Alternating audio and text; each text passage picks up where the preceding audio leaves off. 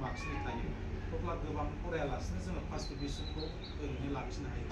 बेनिखायनो जायफोर फरायसाफोर दङ बिसोरो मोजाङै सिन्था खालामनो नांगोन। जोङो सोलोंथाइ गैयाबा मुलुगानो खाना। दिल्लीफोर बायदियावहाय IPS अफिसार जानो SS अफिसार जानो फाग्लानि सानफ्रामबो बिनिल' सिन्थाधारा, बबेबा दखान गला बबेबा लाइब्रेरि खालि फरायनायनिल' बादा बादि सोलिबाय थायो। ओरैबायदि टेलेन्ट, जों बेबायदि जानो नांगोन। जोंनि सारनि फिसालायाबो दिल्लीयाव फरायदों, बिनि साननायाबो गाहायाव थानाय नंलिया दायो। जों गामिनिबो आदानि फिसाला, बेबो शहीद भगत सिंह कलेजाव फरायदों डिग्रियाव, बिनि साननायाबोथ' गोजौखासो। जों बैबायदि खालामनो नाजानांगोन।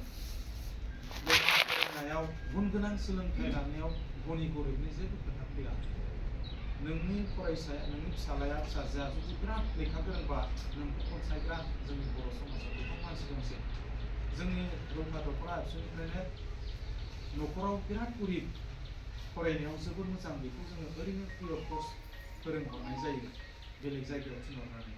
दा बेनिखायनो मानगोनां रायजो राजा नोंथांमोन, जुदि गामिखौ मोनसे आदर्श बान गोनां खालामनोब्ला जोङो गुन गोनां सोलोंथाइ लाहोनांगोन। बै समावहाय साधारन मेट्रिक पास नङाब्लाबो LP मास्टार जानो हायोमोन। दाथ' बेजों लोगोआव फैलायबाय नेट स्लेट फैदेरबाय, बा ओरैबायदि गोब्राब, बेबो 50+55 बेबायदि जों ट्राइबेल हिसाबै जोंनि मार्क्सआ थानो नांगोन। नङाबा जोङो मास्टारबो मोनला माबो मोनला। सरकारा माबायदि आयेन खालामदों, जोङो गुबुन हारिफोरजों दासिमबो रिजाल्ट लानो हाया।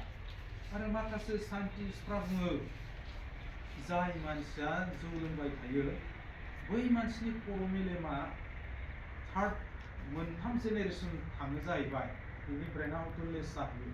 आंनि फिसालानि आरो बै फिसाला बिसिमहालागै बे मेलेमा थाहैयोनो। नंमारगौ नामा सानो आङो।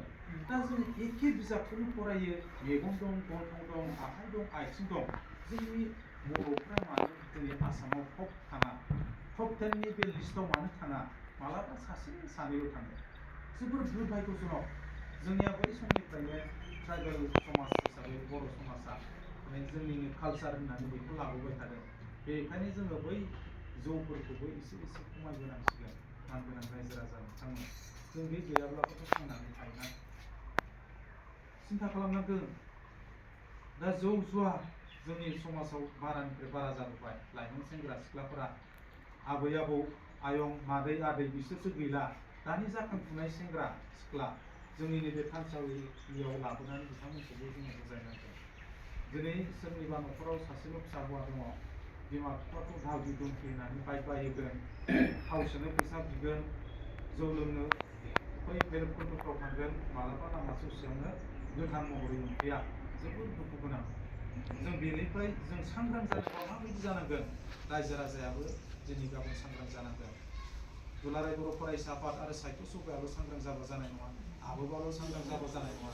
जों साफ्रोमबो रायजो राजाया थिग थानांगोन। अब्लासो जोङो बैफोरनिफ्राय अन्थाव बाथाव न'खराव सासेल' गथ' बे थैनानै थाङोबा बिमा बिफानाव बेसेबां दुखु थागोन, जोंबो बर' समाज हिसाबै बेसेबां